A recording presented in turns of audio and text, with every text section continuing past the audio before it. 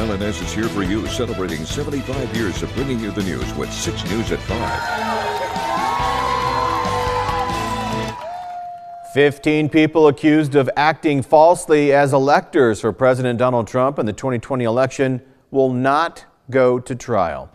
It's our top story at 5. Thanks for joining us. I'm Jorma Duran. More than a dozen Michiganders charged by Attorney General Dana Nessel for what she says was a, quote, deliberate attempt to overturn the 2020 election will not suffer any consequences. A judge by the name of Kristen Simmons decided to dismiss all charges this morning. Karina Prieto was at the courthouse, and she's here for you now with more on how the judge made the decision. I'm here in front of the Lansing District Courthouse, where this group of people is rallying in support of more than a dozen Michiganders who are being charged by Attorney General Dana Nessel, who they say have had their lives turned upside down by political prosecution. Right, wrong, or indifferent, it was these individuals and many other individuals in the state of Michigan who sincerely believed, for some reason, that there were some serious irregularities with the election. Judge Kristen Simmons decided Tuesday morning the 15 accused Michigan Republicans would have all charges dismissed, saying she believes they were executing their constitutional right. Their statements make it very clear that they believe that they can seek redress from their state senators, which I believe is a constitutional right. If the group had been convicted of all of the AG's charges, they could have faced more than 60 years in prison. First of all, I don't know anybody doing a press conference after they're committing a fraud, but Judge Simmons says the group did not act in a way that suggested the defendants had the intent to defraud, but rather they, quote, sincerely believed they were doing their constitutional duty. Tom McMillan, who stood outside in support of the defendants, agrees. They weren't trying to take over the country or anything like that. They're just average people. They were elected at a convention, and it's horrible what Nessel's doing to them. And so in this courtroom, we don't really care your race, color, creed, national origins, religious belief, or your political beliefs, but we do care about the law and that we believe that it should be applied to protect every individual equally. Here for you in Lansing, Karina Prieto, 6 News. As Karina just explained, those charges were brought by State Attorney General Dana Nessel. She spoke after the ruling, saying in part that her actions were correct, the facts are clearly there, and that history will vindicate that decision. She also said she's concerned about what the future holds. This is the most dangerous, slippery slope that exists for American democracy, when the courts determine that violations of election law should not even be heard by a jury. When state legislators and governors across America make it easier for Trump to cheat. When the Supreme Court hands the president a blank check to violate any law, commit any crime without penalty or consequence. I am terrified for the 2026 elections. And we'll have much more reaction to today's ruling tonight on 6 News at 6. There's some positive news out of the state capitol today on efforts to avoid a government shutdown that would go into effect on October 1st.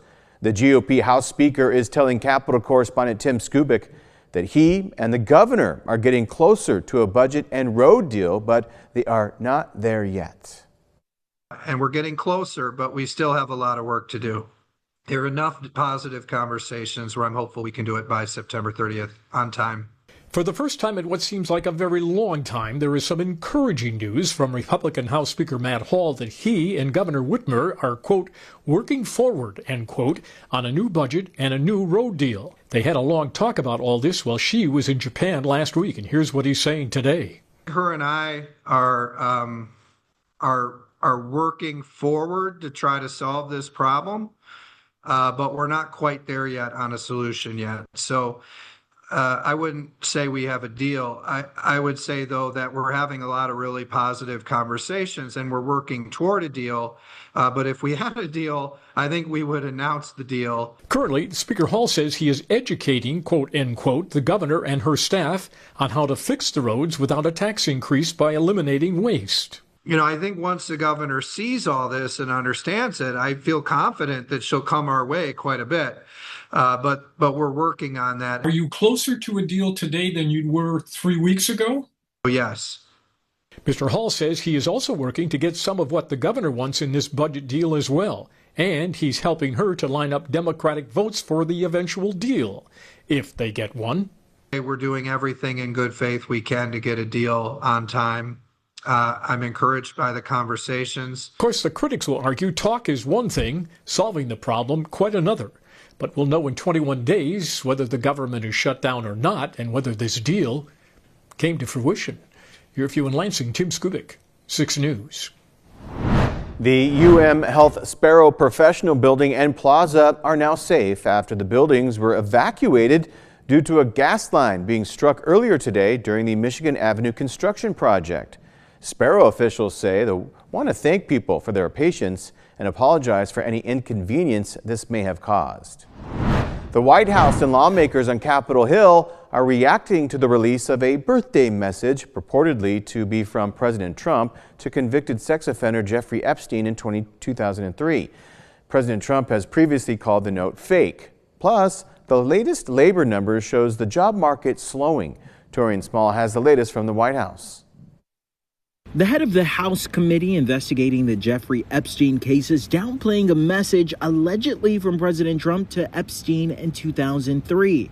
The estate of the convicted sex offender turned the documents over to the committee, along with an apparent message from former President Bill Clinton. This is about the victims. This is about embarrassing President Trump or Bill Clinton. This is about the victims. President Trump has denied writing the note and making a sexually suggestive sketch. He's pursuing a defamation lawsuit against the Wall Street Journal for having earlier reported it. That this absolutely was not the president's authentic signature. House Democrats are trying to force a vote on compelling the release of the Epstein files. If Republicans don't want to engage in a cover-up of pedophilia and this pedophilia ring, they should go sign this discharge petition. On an economic front, the Bureau of Labor Statistics issued a major revision Tuesday showing the U.S. added 911,000 fewer jobs than initially estimated over a 12-month period that ended in March. The president has been highly critical of BLS and the data. In August, he fired the Bureau's commissioner. We need accurate numbers. We need truthful and honest data, which is why the president took the monumental step to try and appoint and confirm new leadership at the BLS so we can have data that we can actually rely on. In light of the sharp downward revision, the White House has once again called on the Federal Reserve to cut interest rates when it meets later this month. Torian Small, CBS News, the White House. From Storm Tracker 6, this is Weather First, sponsored by Auto Owners Insurance. Simple human sense. Temperatures this morning dropped into the 40s, quite chilly out there, but nice warm up this afternoon, and we've got some really warm weather on the way the next several days. Check out our high temperature trend. 80 degrees for Wednesday, lower 80s for Thursday and Friday. Saturday, a bit of a hiccup with maybe a few showers in the area. We talked about those yesterday.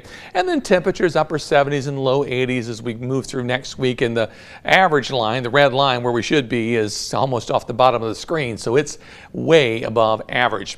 A look at the 5-day rainfall forecast. There is some on the way, but the big change from the forecast yesterday is it looked like the better chance for showers would be on Sunday, but that system's looking a little bit quicker, so we kind of shifted that a little bit and made more of an emphasis on Saturday. So that's our 40% chance of scattered showers, and then a much lower chance for showers as we move into Sunday. Satellite and radar today shows some showers to our north view clouds here, otherwise fairly nice outside. Precision cast through the overnight hours. Dry weather for us. Rain showers continue in the UP. Some clouds around potentially tomorrow morning, and then becoming partly cloudy as we roll into the afternoon. That area of low pressure is just kind of slowly hanging out to our west and slowly beginning to fade away. So it's not really going to be a big weather player for us, at least through Thursday morning or Thursday afternoon. It is barely moving to the southeast, so we'll keep it quiet for conditions here on Thursday and Friday with lots of sunshine, and we'll enjoy those warm temperatures. Temps outside this afternoon, we're not doing too bad at all. 74 degrees the current reading as you head south towards Marshall. To the north, 74 for Mason, Charlotte 73, Howell 75, mid-70s, Lansing through St. John's. You look outside, there's still a lot of sunshine that makes it through those thin clouds, but otherwise 74 degrees, southwest winds at 3 miles per hour. A little dew in the rain gauge this morning. We didn't see any rain showers out there. In Grand Ledge, still, you can see the sunshine making it through. Temperature 75 degrees today, and you can't have much less wind, 0, I suppose, but a 1 mile per hour gust in Grand Ledge. That's all we could muster today. How about the Jackson Cam? Mostly sunny and 74. South winds at 6 miles per hour. Humidity fairly low at 34%, which means it probably will cool off fairly significantly again tonight. In Hillsdale, we've got mostly sunny skies. Temperature 72. Winds are calm. Humidity, that's sitting at 44%. Tonight's forecast then, expect a low temperature down to 51. Light winds and partly cloudy skies. For our Wednesday, it looks delightful once again. Some morning clouds will give way to afternoon sunshine. High temperatures tomorrow climbing to the upper 70s, getting closer and closer to that magical 80-degree mark.